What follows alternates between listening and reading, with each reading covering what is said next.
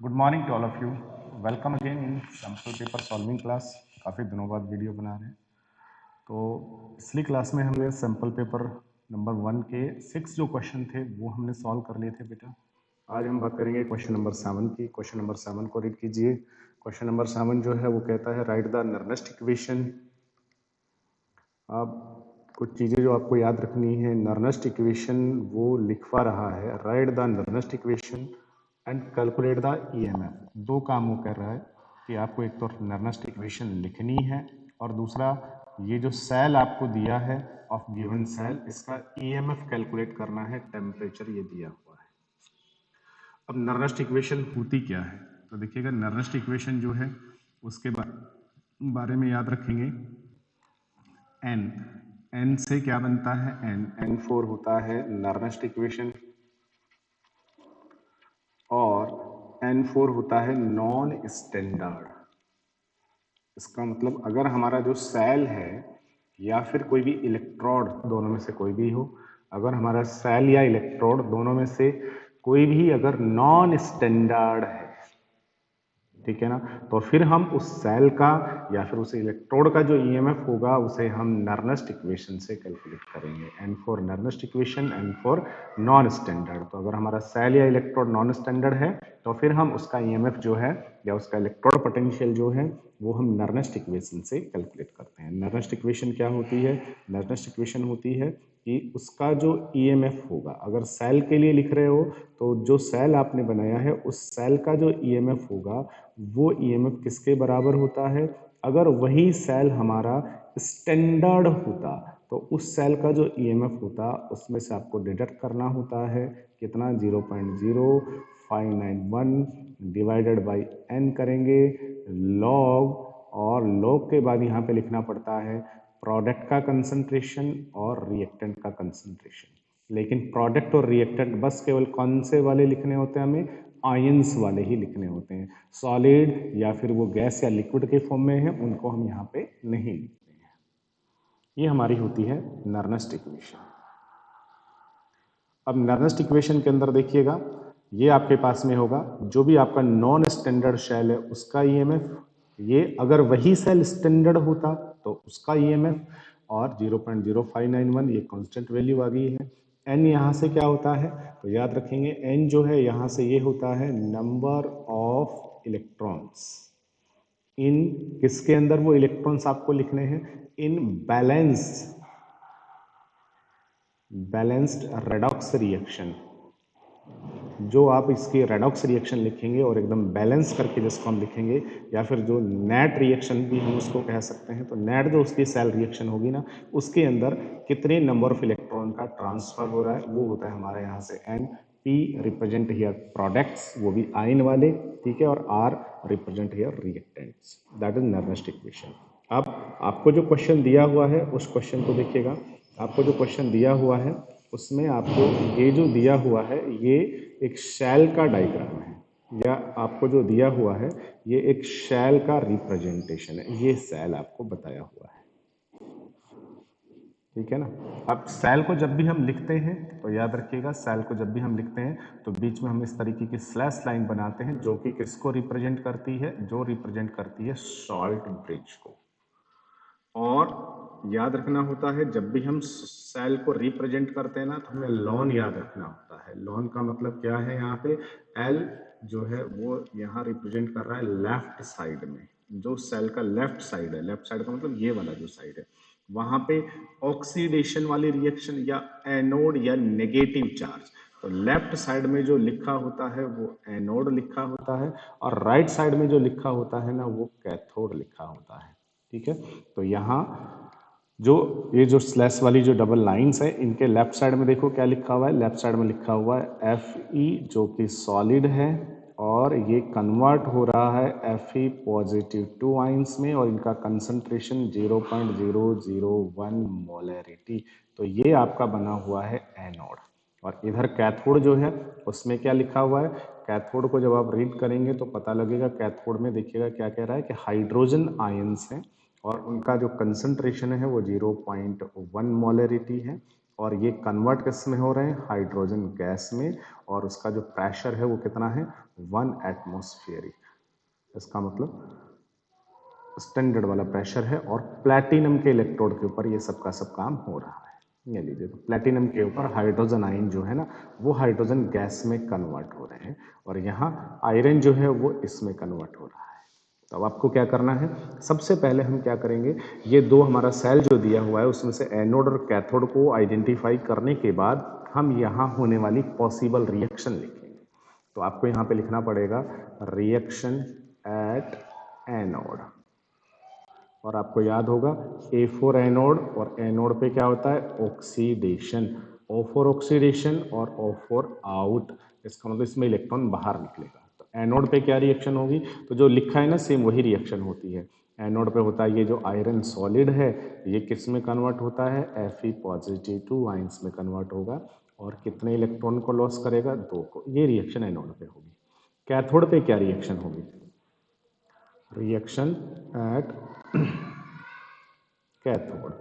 Cathode पे क्या reaction होगी, तो आपको पता है कैथोड जो होता है उस पर रिडक्शन होता है, और रिडक्शन में इलेक्ट्रॉन को गेन किया जाता है ना। तो जो यहाँ दिख रहा है ना सेम ऐसे लिखना है, रिडक्शन के अंदर क्या होगा, कैथोड पे क्या होगा, ये जो हाइड्रोजन आयन यहाँ पे लिखा हुआ है ये हाइड्रोजन आयन इलेक्ट्रॉन को गेन करेगा और हाइड्रोजन गैस में कन्वर्ट हो जाएगा। लेकिन ये इक्वेशन अभी बैलेंस नहीं है।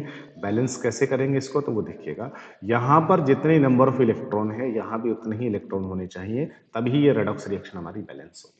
तो यहाँ 2 इलेक्ट्रॉन रिलीज हुए हैं तो यहाँ भी 2 इलेक्ट्रॉन आने चाहिए। इसका मतलब इस इक्वेशन को हमें 2 से मल्टीप्लाई करना है। तो 2 हाइड्रोजन आयन 2 इलेक्ट्रॉन को गेन करेंगे और हाइड्रोजन गैस यहाँ से बन जाएगी। ये रिएक्शन होगी हमारी कैथोड के ऊपर। अब हमें निकालना है net cell reaction. Net cell reaction निकालने के लिए दोनों रिएक्शन को ऐड कर देंगे। ऐड करेंगे तो वहां से क्या आ जाएगा, Fe जो सॉलिड है और 2 हाइड्रोजन के आयंस, और इधर आ जाएगा Fe पॉजिटिव 2 आयंस और हाइड्रोजन गैस। ये हमारी होगी नेट सेल रिएक्शन। दो जो इलेक्ट्रॉन है उससे 2 इलेक्ट्रॉन ये एक दूसरे को कैंसल कर देंगे, 2 इलेक्ट्रॉन है ना, तो ये 2 से 2 कैंसल्ड हो जाएंगे। तो ये हमारी नेट सेल रिएक्शन आ गई है। नेट सेल रिएक्शन में देखिएगा ये हमारे हैं रिएक्टेंट, और इधर जो लिखे हैं ये हमारे प्रोडक्ट, और इसमें से भी हमें केवल क्या लिखने होते हैं, आयंस लिखने होते हैं। तो रिएक्टेंट में देखिएगा ये आयंस है और प्रोडक्ट में ये आयंस है। और बैलेंस रिएक्शन में मुझे बताइए कितने इलेक्ट्रॉन का ट्रांसफर हो रहा है, तो 2 मोल इलेक्ट्रॉन का ट्रांसफर हो रहा है या 2 इलेक्ट्रॉन का ट्रांसफर हो रहा है ना। तो N इज इक्वल टू कितना हो जाएगा, 2 हो जाएगा। अब हम यहाँ पे लिखते हैं इसकी नर्नेस्ट इक्वेशन। नर्नेस्ट इक्वेशन क्या कहलाएगी, नर्नेस्ट इक्वेशन होगी कि ये जो आपके पास सेल बना हुआ है इस सेल का जो ईएमएफ होगा वो इस सेल का जो स्टैंडर्ड ईएमएफ होता है। अब देखिएगा ये जो स्टैंडर्ड ईएमएफ है ना ये आपको दिया है क्वेश्चन में। क्वेश्चन में क्या दिया हुआ है तो आप देख लीजिएगा, यहाँ पे उसने दिया है कि जो स्टैंडर्ड ईएमएफ है आयरन का ये वाला, ये कितना है आपके पास में, ये आपके पास में है इतना।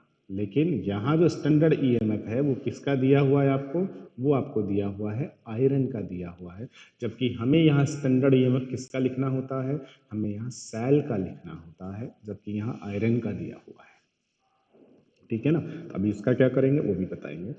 माइनस का साइन करना पड़ेगा, उसके बाद में फिर हमें क्या लिखना पड़ेगा, यहाँ पे हम लिखेंगे 0.0591, उसके बाद में अपॉन एन। एन क्या है यहाँ से, number of moles of electron that transferred in balance redox reaction, कितना हो जाएगा 2, उसके बाद लॉग और प्रोडक्ट अपॉन रिएक्टेंट।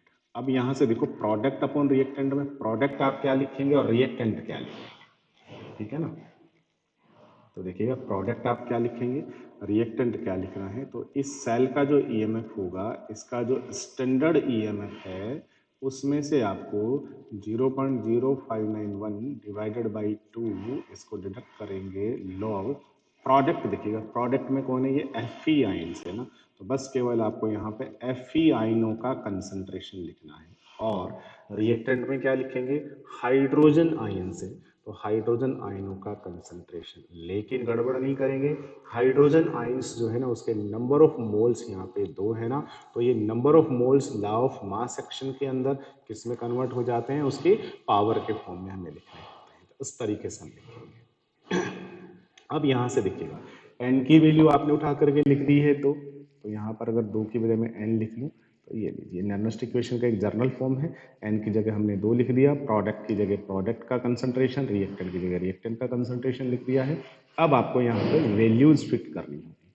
वैल्यूज क्या क्या चाहिए आपको, तो देखिएगा इस क्वेश्चन को सॉल्व करना है तो आपको पहले तो पता होना चाहिए कि ये जो सेल तुमने बना रखा है आयरन और हाइड्रोजन को मिला करके उसका स्टैंडर्ड ईएमएफ कितना होगा, ये आपको यहाँ से लिखना होगा। उसके बाद एन की जगह हमने 2 लिख ही दिया है। उसके बाद जो आयरन है हमारे पास में प्रोडक्ट Fe उसका कंसंट्रेशन लिखेंगे और हाइड्रोजन आयन का कंसंट्रेशन लिखेंगे। ये दोनों के दोनों जो चीज़ें ना ये क्वेश्चन में तुम्हें दी होगी कि जो आयरन के जो आयन से Fe पॉजिटिव टू उनका कंसंट्रेशन कितना है, तो आप देखेंगे उनका कंसंट्रेशन 0.0001 मोलरिटी अप्रॉक्स इतना है, और हाइड्रोजन आयनों का जो कंसंट्रेशन है ये 0.1 मोलरिटी इतना है। ये दोनों की दोनों चीज जो है आपको क्वेश्चन में दी हुई होगी। देखिए क्वेश्चन के अंदर लिखा है क्या, यहाँ पे देखो जो आयरन के आयन है Fe पॉजिटिव टू आयंस उनका कंसंट्रेशन 0.001 मोलरिटी और हाइड्रोजन आयनों का जो कंसंट्रेशन है 0.1, ये दोनों वैल्यू यहाँ पे आ गई हैं, तो इनको वहां पे रख देंगे तो ये दोनों वैल्यू यहाँ से आ जाएगी। ये दोनों वैल्यू जो है बेटा वो हम यहाँ से लिख देंगे उठा करके, ये वाली आयरन की और ये वाली हाइड्रोजन की। दोनों लिखने के बाद आप ये हो गया एन की वैल्यू होगी, लेकिन ये चाहिए, ये क्या है हमारा, ये है ये जो सेल अगर स्टैंडर्ड होता तो फिर इसका ईएमएफ कितना होता, लेकिन ऐसा उसने दिया नहीं है। क्वेश्चन में उसने जो तुम्हें दिया है वो क्या दिया हुआ है, क्वेश्चन में तुम्हें दिया हुआ है कि ये जो आयरन है ना Fe उसका आपको इलेक्ट्रोड पोटेंशियल स्टैंडर्ड वाला दिया हुआ है, केवल आयरन का इलेक्ट्रोड पोटेंशियल दिया हुआ है, जबकि हमें इस सेल का स्टैंडर्ड ईएमएफ चाहिए। अब स्टैंडर्ड ईएमएफ कैसे निकालते, तो याद रखो किसी भी सेल का स्टैंडर्ड अगर आपको पोटेंशियल चाहिए तो हम हमेशा सीए करते हैं। सीए करने का मतलब क्या होता है, सी माइनस ए। सी माइनस ए का मतलब, सी का मतलब होता है कैथोड और ए का मतलब होता है एनोड। तो जो कैथोड का जो स्टैंडर्ड इलेक्ट्रोड पोटेंशियल है उसमें से एनोड का घटा देते हैं, ठीक है ना। अब एनोड कौन सा है, तो यहाँ पे देखो एनोड हमारा ये है, ये कैथोड, और एनोड का स्टैंडर्ड इलेक्ट्रोड पोटेंशियल तुम्हें दिया हुआ है, तो ये एनोड का इलेक्ट्रोड पोटेंशियल है। कैथोड का तो अब याद रखेंगे कि जो कैथोड है वो यहाँ पे हाइड्रोजन है बेटा, और हाइड्रोजन जो होता है उसका स्टैंडर्ड इलेक्ट्रोड पोटेंशियल कितना होता है, 0 होता है। हालांकि उसने दिया नहीं है, हमें ये याद भी होना चाहिए। तो कैथोड माइनस एनोड, कैथोड कौन है यहाँ पे, कैथोड यहाँ हाइड्रोजन, हाइड्रोजन का स्टैंडर्ड इलेक्ट्रोड पोटेंशियल कितना है, हाइड्रोजन का स्टैंडर्ड इलेक्ट्रोड जो पोटेंशियल होता है वो, उसमें से आप किसको डिडक्ट करेंगे, एनोड का स्टैंडर्ड इलेक्ट्रोड पोटेंशियल, ये लीजिए। अब दोनों वैल्यू जो है वो आपको पास में होनी चाहिए, हाइड्रोजन का स्टैंडर्ड इलेक्ट्रोड पोटेंशियल 0, माइनस का साइन, और आयरन का स्टैंडर्ड इलेक्ट्रोड पोटेंशियल, आयरन का कितना दिया हुआ है, -0.44 वोल्ट। इसको सॉल्व करेंगे तो इन दोनों को मिलाकर के जो सेल बना होगा उस सेल का स्टैंडर्ड ईएमएफ कितना आ जाएगा, माइनस माइनस प्लस, प्लस 0 को जोड़ेंगे कोई फर्क नहीं पड़ेगा, तो 0.44 वोल्ट ये आ जाएगा। क्वेश्चन में केवल उसने आयरन का ईएमएफ दिया है, हमें सेल का लिखना होता है नर्नेस्ट इक्वेशन में। तो पहले हम इस क्वेश्चन की हेल्प से सेल का कैलकुलेट करेंगे स्टैंडर्ड। स्टैंडर्ड के लिए हमें सीए करना होता है, सीए का मतलब कैथोड माइनस एनोड करना होता है, और फिर वो वैल्यू यहाँ पे हम लिख देंगे। तो अब इस सेल के लिए फाइनल जो हमारी इक्वेशन है वो ये आ जाएगी कि इस सेल का जो ईएमएफ है वो होगा इसका स्टैंडर्ड ईएमएफ। स्टैंडर्ड ईएमएफ कितना है, 0.44 वोल्ट माइनस 0.0591 अपॉन 2, उसके बाद में लॉग आयरन के आयनों का कंसंट्रेशन कितना है, 0.001 डिवाइडेड बाय हाइड्रोजन आयनों का कंसंट्रेशन कितना है, 0.1 की पावर 2। बस अब इसकी वैल्यू को रख के हम क्या कर देंगे, सॉल्व कर देंगे। ये हमारे पास इस सेल की नर्नेस्ट इक्वेशन है, ठीक है ना। तो ये वाली लिखेंगे, या ये लिखो, दोनों ही सही है क्योंकि इसी से वो आया है। बस अब इसे सॉल्व कर लेंगे, सॉल्व करेंगे तो इसकी पावर 2 है, बस ये तुम्हें याद रखना है। तो 0.1 की पावर 2 करोगे, इट मीन्स 0.1 को मल्टीप्लाई करना है 0.1 से, तो फिर क्या आ जाएगा कि cell is equal to 0.44 minus 0.0591 upon 2 log, ऊपर क्या लिखना है आपको 0.001, नीचे 0.1 का स्क्वायर करेंगे तो 0.01 आ जाएगा। अब इसको सॉल्व कर लीजिए, ऊपर क्या बचेगा, केवल 0.1 बच जाएगा। उसको सॉल्व करके इधर से उधर कर दीजिए, इस सेल की वैल्यू जो है वो निकल जाएगी। इस तरीके से हमें जो क्वेश्चन को सॉल्व करना है। तो यहाँ नर्नेस्ट इक्वेशन भी बन गई है और सेल का ईएमएफ भी आ गया है। और क्वेश्चन क्या था, क्वेश्चन यही था कि इस सेल के लिए, जो सेल तुम्हें दिया है, इसके लिए नर्नेस्ट इक्वेशन भी लिखो और ईएमएफ भी कैलकुलेट करो। उसके बाद क्वेश्चन नंबर जो 7 है उसका सेकंड पार्ट देखिएगा क्या कह रहा है। सेकंड जो पार्ट है वो कहता है कि आपके पास में 0.025 molarity of methanoic acid, methanoic acid है, और उसकी ये जो है ना, ये है उसकी molarity. Solution of methanoic acid show a resistance, इसका ये रेजिस्टेंस तुम्हें दिया हुआ है, इट मीन्स आर तुम्हें दिया हुआ है। When placed in a conductivity cell whose cell constant, अब सेल कांस्टेंट की वैल्यू तुम्हें दी जा रही है, ये सेल कांस्टेंट की वैल्यू है। सेल कांस्टेंट क्या होता है, सेल कांस्टेंट होता है हमारा जी, जी कैल सेल कांस्टेंट होता है, या फिर एल बाई ए, ये हमारा सेल कांस्टेंट होता है।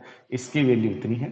Calculate the molar conductivity of methanoic acid and extent of dissociation, उसका डिसोसिएशन का डिग्री या डिसोसिएशन का अमाउंट भी कैलकुलेट कीजिए। अब क्या कह रहा है उसके लिए, उसके लिए कह रहा है कि ये जो मीथेनोइक एसिड है उसकी इनफाइनाइट डाइल्यूशन पर जो मोलर कंडक्टिविटी है उसकी वैल्यू इतनी है। तो देखो गिवन डाटा में आपके पास में ये मोलरिटी दी हुई है, ये रेजिस्टेंस दिया हुआ है, और सेल कांस्टेंट की वैल्यू दी हुई है।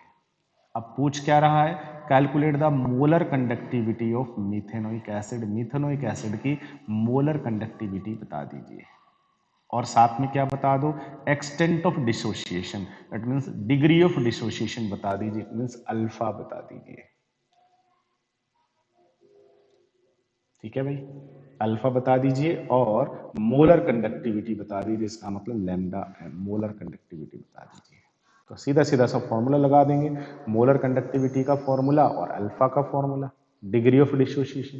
ठीक है ना, तो मोलर कंडक्टिविटी का फॉर्मूला क्या होता है, molar conductivity is equal to क्या होता है, के इंटू 1000 अपॉन एम, मोलरिटी, ये लीजिए, ये मोलर कंडक्टिविटी का फॉर्मूला होता है। अब यहां से m क्या है, मोलरिटी, मोलरिटी क्वेश्चन में तुम्हें दी हुई है। k क्या है, यहां से k है कंडक्टिविटी, लेकिन तुम्हें कंडक्टिविटी नहीं दी हुई है, कंडक्टिविटी जो है वो नहीं दी हुई है, आपको उसका रेजिस्टेंस दिया हुआ है और सेल कांस्टेंट दिया हुआ है। तो अब आपको यहां से एक और फॉर्मूला अप्लाई करना पड़ेगा। फॉर्मूला क्या होता है, फॉर्मूला होता है KCG। KCG, एक आदमी है जिसका नाम है KC, ठीक है ना, जो भी है, K is equal to C और G, ये होता है KCG। KCG, K क्या है, K है कंडक्टिविटी, C क्या है कंडक्टेंस, G क्या है सेल कांस्टेंट। अब कंडक्टेंस जो होती है बेटा, ये रेसिप्रोकल होती है, किसका रेसिप्रोकल होती है, रेजिस्टेंस के। तो C की जगह हम 1/R लिख सकते हैं इंटू G। ये लो, अब क्वेश्चन में तुम्हें क्या दिया हुआ है, क्वेश्चन में देखो आपको R दिया हुआ है रेजिस्टेंस, तो R की वैल्यू रख देंगे, रेजिस्टेंस कितना है 500 ओम है, तो K इज इक्वल टू 1/500 ओम आ जाएगा, इनटू जी क्या है, जी होता है सेल कांस्टेंट। सेल कांस्टेंट की वैल्यू आपको दी हुई है, यहाँ से 0.05 को रखेंगे आप, यहाँ से तुम्हारा के निकल के आ जाएगा, जो के यहाँ से निकल करके आएगा उस के को यहाँ पे रख दीजिएगा, और divide by molarity, molarity question में पहले ही दी है, कितनी है 0.025 एम, मिथेनोइक एसिड की मोलरिटी तुम्हें दी हुई है, देखिए कितना है 0.025 एम मोलरिटी का सॉल्यूशन है। तो स्टार्टिंग में उसकी मोलरिटी दी हुई है, इस मोलरिटी को आप उठा के यहाँ से और वहां पे रख दीजिए, 0.05 मोलरिटी को वहां पे रख दीजिए, एम की जगह, के की जगह ये वैल्यू, एम की जगह ये क्या आ जाएगी, मोलर कंडक्टिविटी आ जाएगी। मोलर कंडक्टिविटी के बाद दूसरा जो क्वेश्चन उसने पूछा है extent of dissociation. Extent of dissociation का मतलब हो गया है डिग्री ऑफ डिसोसिएशन पूछा है। अब डिग्री ऑफ डिसोसिएशन, तो जब भी बात डिग्री की आ जाए तो याद रखना है, जब भी बात डिग्री की आ जाए, डिग्री कौन देता है? थर्ड डिग्री पुलिस देती है। और पुलिस जो होती है उसमें क्या होता है? उसमें होता है सीआई। सीआई, सीआई का मतलब क्या है? इसका मतलब होता है molar conductivity at particular concentration. जो भी कंसंट्रेशन तुम्हें दी हुई है उसके ऊपर मोलर कंडक्टिविटी। सी, आई का मतलब क्या है? Molar conductivity eight infinite dilution. दोनों का जो रेशियो है वो क्या कहलाता है? अल्फा। अब यहां से देखिएगा, degree of dissociation alpha is equal to molar conductivity at particular direction, particular concentration, और मोलर कंडक्टिविटी जो है ये हम यहां से निकालेंगे पर्टिकुलर कंसंट्रेशन के ऊपर, उस मोलरिटी के ऊपर। जो मोलरिटी तुम्हें दी हुई है ना, उस मोलरिटी के ऊपर हम ये मोलर कंडक्टिविटी निकालेंगे। तो ये जो लैम्डा एम की वैल्यू आएगी वो यहाँ पे लिख दीजिए, upon molar conductivity eight infinite dilution. और क्वेश्चन में ये तुम्हें दिया हुआ है molar conductivity eight infinite dilution. तो अल्फा इज इक्वल टू जो मोलर कंडक्टिविटी यहाँ से निकलेगी उसकी वैल्यू को यहाँ रखो, divided by molar conductivity eight infinite dilution, और ये वैल्यू तुम्हें क्वेश्चन में दी जाएगी। बस इसको यहाँ पे रखो, अल्फा आ जाएगा डिग्री ऑफ डिसोसिएशन। तो इस तरीके से हम इस क्वेश्चन को सॉल्व कर सकते हैं। तो यहाँ दो तीन फॉर्मूले हैं जो आपको याद रखने होते हैं। मोलर कंडक्टिविटी का क्या होता है, डिग्री ऑफ डिसोसिएशन का क्या होता है, और के और सी में क्या रिलेशन होता है। उसके बाद में नेक्स्ट क्वेश्चन नेक्स्ट वीडियो में हम सॉल्व करेंगे। Thank you to all of you.